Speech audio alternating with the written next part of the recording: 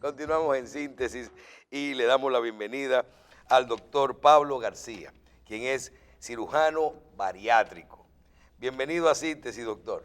Muchas gracias por la invitación y la oportunidad de transmitir mensajes sobre el tema de la obesidad, sobre la bariátrica, tan importante y que afecta tanto a la población mundial. Bien, doctor. Doctor, hoy en día la obesidad, pues cada día en países civilizados aumenta más, tenemos más obesos, tenemos más vida sedentaria, tenemos más gordos mórbidos. Y pues ha salido de buena primera una modificación a una cirugía que ya existía hacía mucho tiempo, que ha dado muy buen resultado, como la cirugía bariátrica. ¿Cómo decidimos que un paciente califica o no para una cirugía bariátrica? Sí, mira, es importante aclarar que el término bariátrica abarca todos los procedimientos que se utilizan para bajar peso.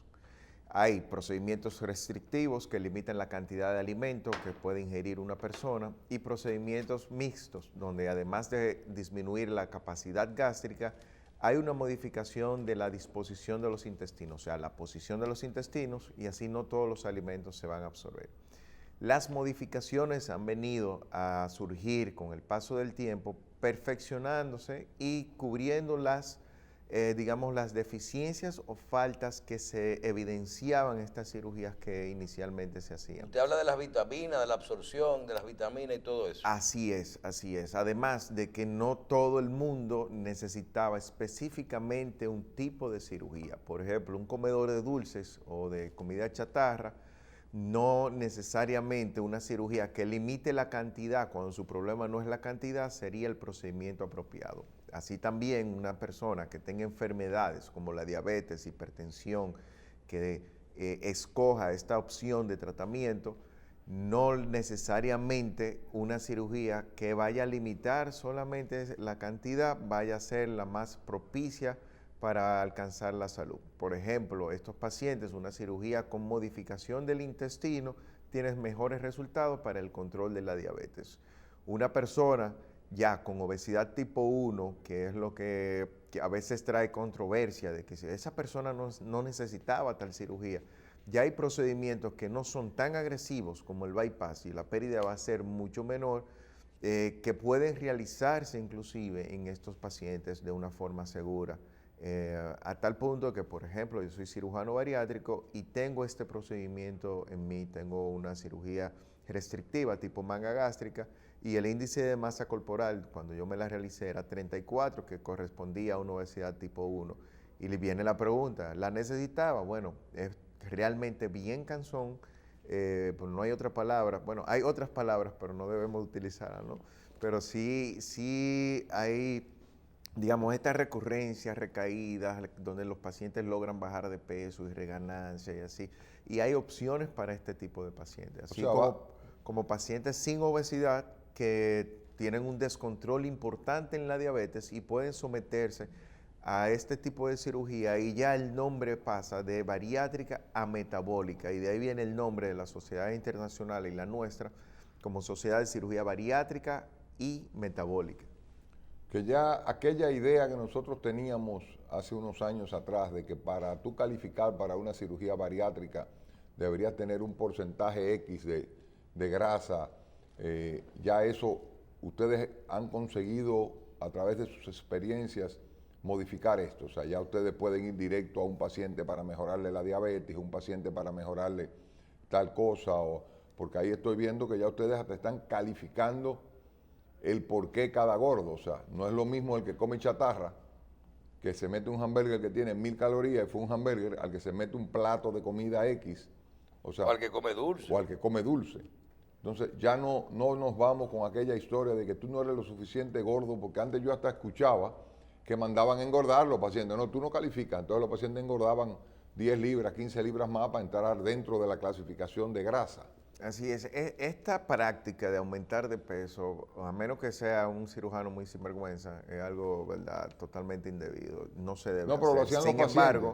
Los pacientes lo hacían Sin embargo, esta práctica localmente no se realizaba tanto. En otros países donde los servicios de salud, digamos las aseguradoras, le daban cobertura para poder calificarse y ahorrarse el dinero de un costo de esta cirugía de forma privada, ganaban peso para estar dentro del rango que podían calificar. De todas formas, claro, está la intención de que cuando se rechaza paciente, pensando quizás que es la vía más fácil, y no es la más fácil, quizás la más rápida y duradera en el tiempo, pero no va a ser jamás la más fácil. Aquí hay un mayor compromiso del paciente porque ya hay unas modificaciones en la absorción de nutrientes, está ya parte de un órgano ha sido retirado, hay riesgos de la cirugía, jamás va a ser la opción más fácil, ni siquiera es la solución al tema de la obesidad. Digamos, esta es la oportunidad o una herramienta que existe efectiva para lograr modificar el estilo de vida y así aprender a hacer las cosas diferentes, vivir diferente, aprender a alimentarse de otra forma y poder alcanzar el objetivo de vencer la obesidad, que es una enfermedad totalmente crónica. Cuando veíamos finales del principio de los 2000, la cantidad de métodos que se implementaban, veíamos que usted tenía cirugías, lo que se llamaban todas bariátricas, pero procedimientos bariátricos, pero usted veía desde cirugías, lo que se llamaba el bypass, donde se hacía de diferentes, vamos a decir, etapas. Podría ser a nivel de la primera porción del intestino, de la segunda porción del intestino, de la tercera porción del intestino, donde usted conectaba la Y para poder tener más o menos absorción y más o menos pérdida de peso, y siempre con un bypass en forma de Y y una reducción de estómago, y procedimientos de control de cantidad de alimentos que vimos con el tiempo, una vejiga que se ponía adentro, otra que se inflaba adentro, un anillo por fuera que se restringía el tamaño del estómago y después se soltaba para que tú volvieras a tu condición normal. De estos procedimientos, que es lo que la gente conoce, fuera de algunos controlaban la parte metabólica más que otros, la absorción, ya con el tiempo, ¿a dónde estamos ahora? Vimos que luego salió un procedimiento solo a nivel que se hizo muy famoso, parece que había muchos porcentajes de personas que aplicaban en esta área, que era, no nos funciona el anillo o el balón en el estómago, pero tampoco queremos tocarnos el intestino, y comenzaron a hacerse procedimientos solos a nivel de estómago en forma de una barquilla, lo que se llama la manga gástrica. ¿A dónde estamos hoy, 20 años después de que todos estos procedimientos van avanzando, a nivel de tipos de procedimientos? Tenemos algo nuevo, inclusive el doctor Jacín y yo participamos en un proceso en el que te corregían por endoscopía, por la boca, te hacían unos pliegues en el estómago para reducirte el estómago de forma transitoria y poder disminuir la cantidad. ¿A dónde estamos hoy, doctor? Sí, por ejemplo, cuando hablamos o usted se refería a los procedimientos restrictivos, por ejemplo, tipo balón gástrico y tipo banda gástrica. El balón gástrico desapareció por un tiempo importante debido a que se utilizaba de forma indiscriminada, indistintamente en todo tipos de pacientes. Y puede ser más bien una opción que se inició para hacer una transición entre un paciente muy obeso, llevarlo a un peso donde la seguridad de la cirugía sea mayor y luego proceder a cirugía. Entonces se empezó a utilizar indistintamente como forma de pérdida de peso, pero el tiempo que el balón es eficiente es cuando solamente se encuentra dentro del estómago, y el tiempo que permite, que anteriormente eran 6 meses, actualmente las nuevas generaciones de balones pueden durar hasta 1 año dentro del estómago, permite un mayor tiempo para modificar el estilo de vida, y si el paciente comprende que la modificación del estilo de vida es la solución, puede ser que los resultados sean más duraderos. La banda gástrica ha ido desapareciendo a nivel mundial, de hecho, actualmente se está utilizando en Estados Unidos más bien... Yo me la tragué, porque es muy fácil de sabotear. De hecho, tengo amigos que eran médicos y se vaciaban y se calibraban su banda cuando iban a una fiesta. Algunos si bebían alguna bebida caliente antes de ingerir, ya la banda aflojaba Sí, y le permitía mayor cantidad. Dilataban un poquito con una sopita. Así es, así es. Entonces, por ejemplo, la banda fue de fácil saboteo y tenía el inconveniente de que fue aumentando de peso, una reganancia muy importante de peso, hasta un 48% de las personas que tenían la banda puesta. Y en Latinoamérica y en Europa, donde inicialmente se empezó a utilizar la banda, prácticamente ha ido desapareciendo y hoy en día a nivel mundial se realiza menos de un 2%, excepto en Estados Unidos, donde las razones comerciales favorecen, digamos, a que todavía se le vean muchas bondades a la banda. Aquí en este país, nuestra Sociedad Dominicana de Cirugía Metabólica y Bariátrica, prácticamente los únicos procedimientos de banda que se están realizando es retirándolas y convirtiéndolas a otro tipo. La manga gástrica actualmente es el gold estándar a nivel mundial, pero también ha empezado a utilizarse por la facilidad en la técnica indistintamente, inclusive perdiéndose los beneficios metabólicos que tienen otros procedimientos. El bypass ha ido modificando su posición. Anteriormente el pouch, la forma del estómago se realizaba de forma transversa, actualmente se hace vertical. Por dentro. Primero por la paroscopía a nivel general. La disposición me refiero. Ya no se hace tanto hincapié, por ejemplo, en la malabsorción de la parte que queda común de intestino. También ha entrado desde el año pasado y aceptado un nuevo procedimiento que se llama bypass de una anastomosis o bagua. En otros países también se conoce como mini bypass, donde en vez de hacer una Y, se realiza un estómago un poco más largo, parecido al de la manga gástrica, con una unión diferente. En vez de unir el estómago, el final del estómago con el intestino, se une de lado a lado y permite entonces que la reganancia de peso, aparentemente, según los estudios, es muy prometedor porque pues no baja por gravedad, se sale un poquito exactamente. Y como esta modificación que se ha realizado, aparentemente con estudios hasta 10 y 12 años que se está haciendo actualmente, los resultados son muy prometedores, pero habría que esperar un poco más para esto. Definitivamente,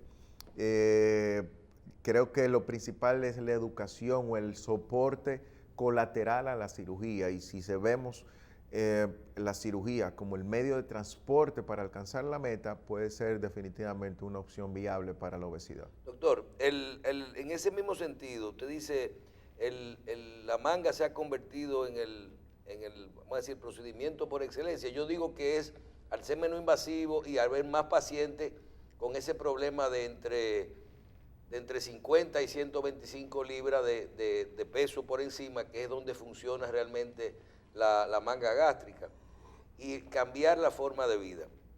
Le tengo la siguiente pregunta. Pacientes con cirugías bariátricas tipo RUT en Y a nivel de duodeno, por ejemplo, ya bypass completo, de 15, 20 años. Pacientes que perdieron peso y han ganado el peso natural del tiempo, de no cambiar los hábitos, y tal vez del mismo tiempo de que el estómago vuelve a su tamaño normal, aunque todavía tiene un poco de problemas de absorción. ¿Qué hacen ese tipo de pacientes ya con los años? ¿Qué tipo de procedimientos se les recomienda? Sí, hay diferentes opciones y va a depender de la causa de la reganancia de peso. Puede ser algo tan complicado como que el estómago volvió nuevamente a unirse, que es una posibilidad. Es lo que llamamos una fístula gastrogástrica. Y el alimento sigue su trayecto previo a la cirugía, y eso es una posibilidad real y es una de las principales causas. Puede ser la dilatación del pouch o el espacio, pero también la dilatación de la anastomosis. O sea, la anastomosis es la unión. ¿Creció el estómago? Pues, más que creció el estómago, la unión del estómago con la unión que realizamos en la cirugía entre el estómago y el intestino. ¿Qué ocurre con esto? Que cuando se abre ese espacio, el intestino tiene una capacidad, digamos, limitada y va a poder comer tanto o más de lo que la persona comía antes de la cirugía. También es una posibilidad. Pero hay personas que la cirugía tiene una estructura anatómica, digamos, de la natural o esperada luego de la cirugía, y de hecho apropiada, pero si se la pasa tomando sodas digamos, alcohol, Malteada de dulces, chocolate. chocolates, bebidas azucaradas, no hay forma de que baje de peso, ni siquiera con ningún otro tipo de cirugía. La anastomosis o esa unión, hay procedimientos endoscópicos que pueden darle una nueva oportunidad o también, digamos, que van desde suturas, desde estrechamientos con unos tipos de dispositivos que se llaman argón. O clips. Puede ponerse esas suturas con esos clics, que pues son opciones viables. También de forma laparoscópica disminuir nuevamente el tamaño del estómago o inclusive ponerle una especie de anillos en esa anastomosis, en esa unión. Hay diferentes opciones, pero lo primero es determinar cuál es la razón de esa ¿Y reganancia de por peso. qué estas opciones no se hacen más frecuentes? O sea, quien ya tuvo un bypass en Y, ¿no se le puede hacer una manga gástrica? Bueno, para hacer una manga gástrica, luego de un bypass, habría que reconstruir la anatomía normal, unir nuevamente el estómago y hacer el streaming. Ahora, el streaming, digamos, el corte, nuevamente el corte. Sin embargo, es una cirugía muy compleja y las cirugías de revisión aumenta significativamente las probabilidades de eventos indeseados en la cirugía y las complicaciones. Y de hecho, no pueden ser realizados por personas que no tengan, digamos, los entrenamientos para este tipo de cirugía o de revisión, y es definitivamente arriesgar un paciente si no se conoce o no se realiza con cierta frecuencia este tipo de cirugía. Doctor. Sí es posible hacer revisiones, pero siempre determinando y poniendo en la balanza la seguridad del paciente respecto al beneficio. Correcto. Sabemos que la cirugía bariátrica ha dado un resultado excelente, pero hay dentro de la bariátrica, tenemos, como usted mismo comentó hace un ratito, la cirugía para el diabético. Así es. ¿Qué seguridad tiene un diabético tipo 1 o tipo 2 de que haciéndote esta cirugía tú vas a quedar con un páncreas trabajando de nuevo o con un páncreas que no vaya forzado, que pueda tú eliminar, inyectarte todos los días, por ejemplo, los diabéticos? ¿Qué seguridad hay con eso? Así es. Bueno, primero con esto, la cirugía metabólica ha jugado un papel preponderante. Actualmente, desde hace unos años, un par de años, la Asociación Americana de la Diabetes lo incorpora o lo incluye en la lista de tratamientos del manejo de la diabetes cuando hay un descontrol. Ahora, la cirugía metabólica está dirigida principalmente a la diabetes tipo 2, no a la que hay un déficit per se de la insulina, que es la tipo 1. Está dirigida a la tipo 2 y antes de realizar el procedimiento, a grosso modo podemos decir que un paciente que tenga menos de 10 años con diabetes diagnosticada es el paciente que puede ser beneficiado con seguridad de que va a haber una reversión, no utilizamos la palabra curación, sino una remisión de la diabetes por un tiempo importante, 10 a 12 años después. Todavía hay reportes con evidencia suficiente que lo soportan de que no necesitan medicación o no necesitan insulina. Sin embargo, las pruebas que se realizan previo a la cirugía nos dan una idea de qué tanta posibilidad hay de que el procedimiento sea para mejorar. Un paciente que use insulina y pase una medicación oral es una mejora importante, o un paciente que utilice 3 medicamentos para controlar su diabetes y pase a una, es un beneficio totalmente apropiado, pero el ideal y el esperado por nosotros los cirujanos es cuando logramos retirarle la medicación por un periodo prolongado a un paciente y parar ese proceso en que la diabetes va afectando todos los órganos del individuo.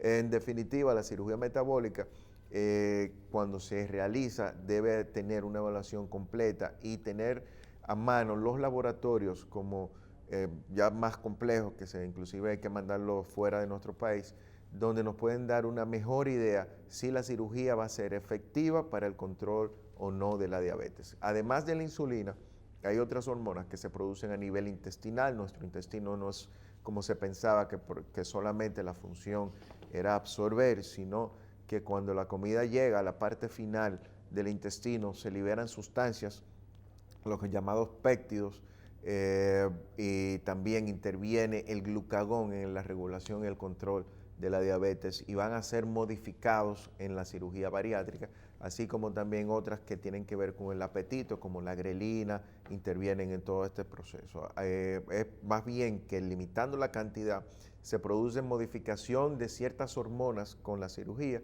y esto va a provocar el control adicional de la glicemia. Topaste un tema del control del apetito. ¿Es un mito o una realidad que con la cirugía bariátrica, no solo por un factor mecánico se disminuye el apetito, porque tú reduces un espacio que coge 1 litro de agua, tú lo pones a que coja 10 cc de agua, lógicamente que el apetito no lo vas a tener, te vas a saciar muy rápido, te vas a llenar muy rápido. Sí. Aquí arriba, el gordo no es gordo porque bebe agua, el gordo es gordo porque piensa en comida, bueno, ansiedad, estrés, problemas. Cuando ve un pan le pone un aguacate Cuando adentro. ve un pan, el flaco ve el pan y le quiere sacarlo de adentro para engordar menos, y el gordo lo que quiere es dejarlo de adentro, ponerle un aguacate, ponerle todo. O sea, el gordo es gordo porque come, no porque di que yo nací gordo y yo no sé por qué soy gordo. ¿Qué hay en la cirugía bariátrica que ayude a ese gordo a perder esa ansiedad de comer y ese deseo de comer? ¿O es solamente que ustedes porque cortan, se acabó, ya se llenan rápido y se acabó? De hecho, cuando se realizan cirugías que hay resección de parte del estómago principalmente, dentro del estómago, en su parte llamada fondo, se produce una sustancia que se llama grelina. La grelina interviene directamente con el apetito. Obviamente se produce en un 95% en esta zona y el 5% en diferentes órganos. Sin embargo, cuando se realiza la cirugía y resecamos, estamos disminuyendo parte del tamaño del estómago, pero se elimina parte de las sustancias que dan el apetito. El deseo de comerse una vaca cuando uno está en un proceso de dieta o de alimentación disminuyéndolo se debe a esta sustancia y por esto es mucho más fácil llevar todo el proceso y es algo real. Hasta cierto punto es hasta injusto decir que una persona obesa se debe a la obesidad debido a un pensamiento. ¿Cuántas personas con, digamos, con un intelecto elevado se encuentran en grado de obesidad y no se debe a un tema de conocimiento? Yo estudié obesidad y estudié mi cirugía bariátrica y yo tengo 3 años operado. No es puramente de conocimiento, sino una respuesta a una necesidad o una demanda del organismo. Si una persona delgada necesita menos energía que una persona obesa. La grasa, de por sí, además de dar calor y de formar el cuerpo, produce sustancias que van a marcar, digamos, el nivel, digamos, el marcador o la luz de échame combustible se produce a nivel de la grasa a través de la leptina y cuando hay una elevación de digamos, como un termostato que tenemos, va a decir, bueno, échame X cantidad de calorías porque yo necesito mover todo este peso. Entonces no es puramente contra un pensamiento, sino los animales, por ejemplo, un perro, un tiburón, no creo que tenga un pensamiento de que, bueno, es tiempo de comerme una foca, sino es una respuesta, una demanda de combustible o energía que tiene ese organismo. La grelina, tú me dices que ustedes retiran gran parte de la glándula que produce la grelina en el fondo del estómago. Así es. Esto se regenera porque el paciente al cabo de 10 años pues empieza a engordar de nuevo o antes, en muchos casos. Es porque la grelina esa glándula se regenera o simplemente porque el paciente tiene un pensamiento y dice, ya yo estoy operado, yo puedo comer lo que me dé la gana, yo no voy a engordar, yo estoy operado. Yo creo que el primer error que comete el paciente es pensar que la solución es la cirugía y no darse cuenta que siempre que volvamos a tomar una forma de vida que nos llevó a ganar peso, la consecuencia final, igual en todo lo que se hace, o sea, no se puede obtener un resultado distinto haciendo lo mismo, jamás. Entonces, siempre que el paciente abandona los hábitos que lo llevan hacia una vida saludable y retoman la forma de vida que le llevó a ganar peso, la consecuencia final va a ser ganar peso, independientemente del proceso, el procedimiento que se haya realizado. Y cuando tiene casos híbridos, por ejemplo, pacientes que no cambiaron su forma de alimentarse, pero pacientes que tal vez comían mucho carbohidrato, pero no comían mucho dulce, ingerían 0 alcohol. se realizan un procedimiento bariátrico y luego de un día a otro se dan cuenta, bueno, a mí no me da dumping porque yo nunca he comido dulce, pero de un momento a otro comienzan con los años a ganar peso por el crecimiento vegetativo, por ejemplo, del estómago normal, como es un músculo, y por la injerencia de alcohol, cosa que no hacían nunca antes de haberse... ¿Por qué el operado bariátrico aumenta la ingesta de alcohol? Recordemos que prácticamente se crea a la obesidad, muchas veces se debe a una adicción o un escape a las situaciones emocionales, y cuando limitamos simplemente un escape sin tratar la parte emocional, de ahí la importancia de un acompañamiento psicológico, psiquiátrico, inclusive coaching en los pacientes. Si no cambiamos ese causante, ese detonante, el destino final va a ser la reganancia. Entonces, si le quitamos el escape y no hay otra fuente, otra vía, pues se va a dirigir. Entonces, usted lo que dice es que un paciente deja de comer por la cirugía, entonces comienza a beber. Definitivamente hay un aumento y Pero las probabilidades de alcoholismo luego de cirugía de obesidad. Yo tengo amigas y amigos que nunca bebieron y de repente pues se operaron y ahora beben más que un hombre. Sí, precisamente. Se le retiró una vía de escape, no hay un acompañamiento, un seguimiento, pero, el paciente no va a tener un aumento, la predisposición del alcoholismo, de hecho está aumentando pero el exacto, alcoholismo. Pero eso le iba a decir, yo en eso puede ser que esté de acuerdo con usted con la parte de que es un escape de uno a otro, pero el que sabe lo que es el funcionamiento, usted hablaba de gente con niveles de que piensan, el cuerpo siente algo diferente a lo que sentía con la comida o con el alcohol después de la operación, que todo comienza con una sensación de cosas. El cuerpo le pide a los bariátricos el alcohol después que lo hacen. Porque estamos... No es nada más un tema de que me estoy cambiando lo que yo comía por aquello. Es que es muy raro cambiar por algo que yo nunca probé. Es que ese cambio no es que... Si el paciente no prueba alcohol, no tiene por qué crearle la adicción al alcohol. Sin embargo, es estimulando los receptores placenteros del cuerpo. Entonces, obviamente, primero, el alcohol pasa más rápido a nivel intestinal y a nivel gástrico, que tiene parte de la absorción. Entonces, cuando tenemos el alcohol ya dentro del organismo, la absorción va a ocurrir prácticamente inmediato y un estímulo constante y rápido de los pacientes va a aumentar los receptores y va a aumentar el deseo del alcohol definitivamente. Otro mito que he visto que ha desaparecido, doctor, es el tema de los problemas de la absorción. Comenzó con la bariátrica, con el bypass, te decían la B12, el hierro, tienes que chequearte tu vitamina permanente porque vas a dejar de absorber. Lo mismo con algunos pacientes que ya se hacen la manga, que es la cirugía que más creo que por lo menos en República Dominicana veo que se hace con mucha frecuencia, y le ponían su suplemento de vitamina y todo eso. ¿Qué ha pasado con el tiempo? Vemos pacientes que tienen muchos años de operado, que nunca se chequearon su vitamina, y vemos que con el tiempo vuelven a comer y todo eso, y los niveles de vitamina se mantienen, pueden bajar un poquito y eso. Se perdió el miedo a la pérdida de vitamina con la absorción. ¿Es que el tiempo demostró que no era tan así, o es que se acostumbraron a un suplemento normal?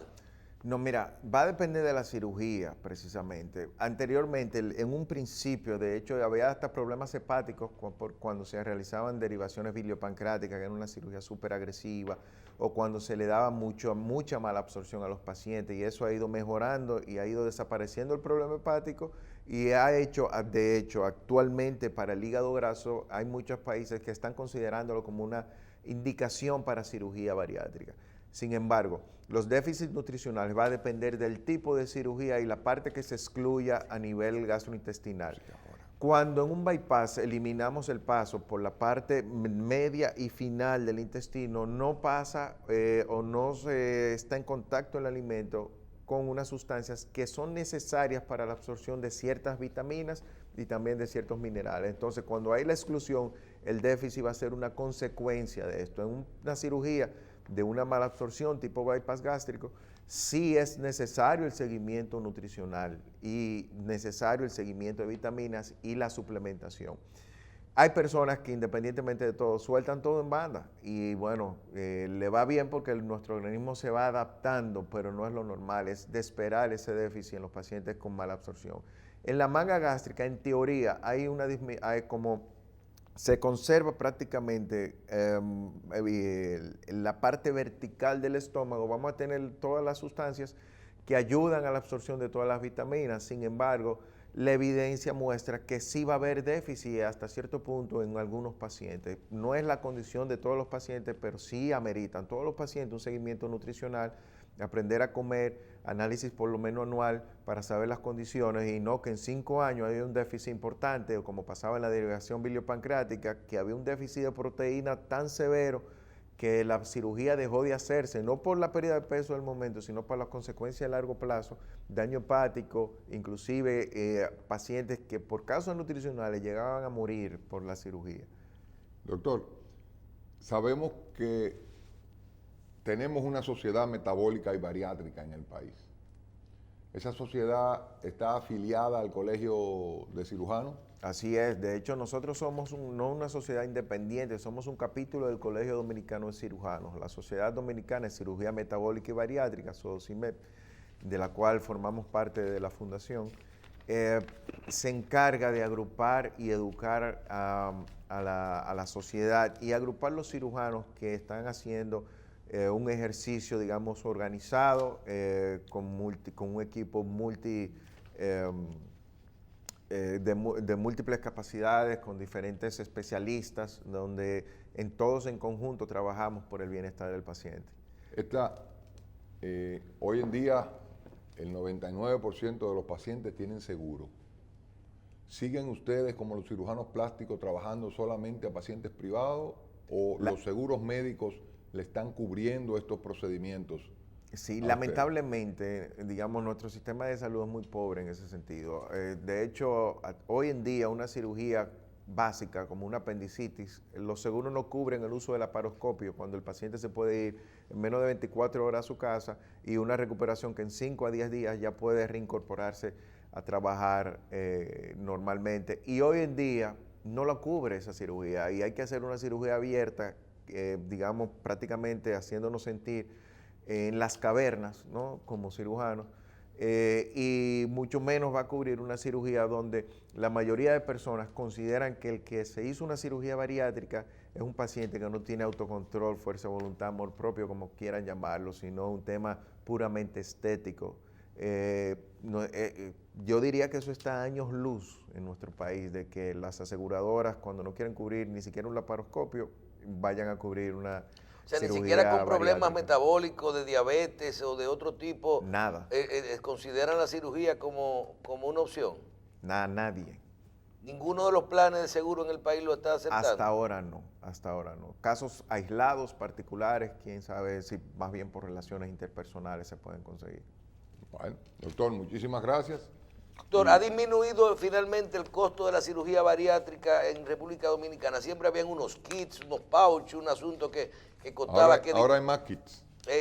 ¿Sigue teniendo un alto nivel de costo si se va a hacer de forma privada la cirugía? Sí, una cirugía, dependiendo del tipo de cirugía y el centro, pero dentro de la sociedad, el costo, por ejemplo, de una manga gástrica puede ser desde $7,800 hasta $12,000 aproximadamente. Un bypass es más costoso porque utiliza mucho más engrapados, que